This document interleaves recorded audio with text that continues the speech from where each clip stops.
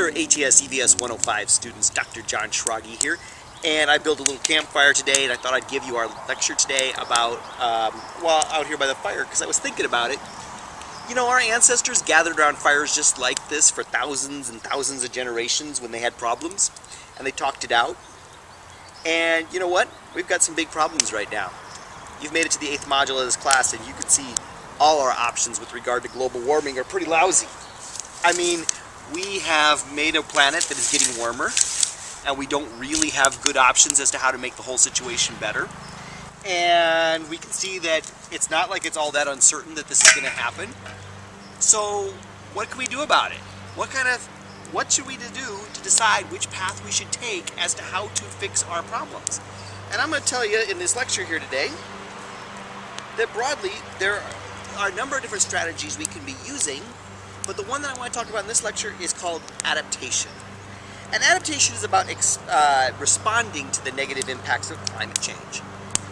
Adaptation is sort of what humans do. I mean, we say, hey, the sea levels are getting a bit high. Here's an idea. Rather than plan ahead and have better plans for global warming and so on, how about just build a higher a seawall? Or better yet, why not just move farther inland? If the climate's getting a bit dry for you as far as the crops you want to grow and so on, well, how about this? Grow something else. Or go live someplace else. If there's too many hurricanes affecting this area of the coastline, here's a plan. Don't rebuild. That's an adaptation strategy. Now, these strategies can be made by individuals. We can actually say, you know, hey, this person says, I choose to not live here anymore. Or this can be a choice made by a community or by a government, like we are not going to be paying to rebuild this area anymore.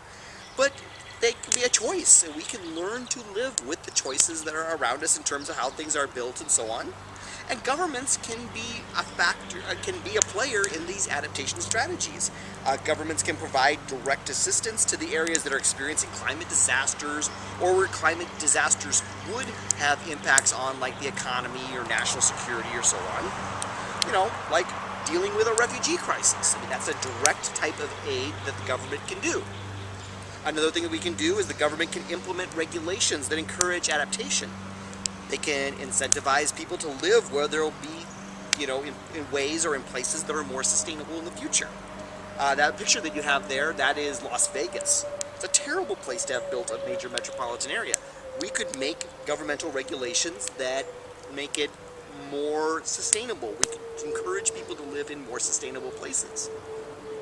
Another ways in which the government can be acting to aid in adaptation is governments can provide reliable information about adaptation and climate change and adaptation plans.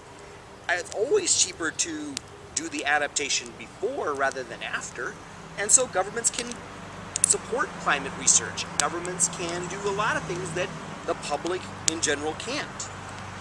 Adaptation is not going to be an easy strategy, it's not going to be a cheap strategy, but on the other hand, it's kind of what we as humans do when there's a disaster. Now, we're going to start look at some of these pros and cons of the different ways that we could adapt to climate change in just a little bit, but let's take a look at a couple quick questions first of all. Firstly, which of the following is not an example of adaptation to climate change? A, rebuilding Arctic infrastructure that is currently situated on melting permafrost. B, discontinuing the cultivation of fruit in Arizona as climate gets too dry. Or C, investing in green technologies to spur innovations that delay global warming. Which of these is not an example of an adaptation strategy? Make a choice for one of those three options, get a little feedback before we move on to the next part of the lecture.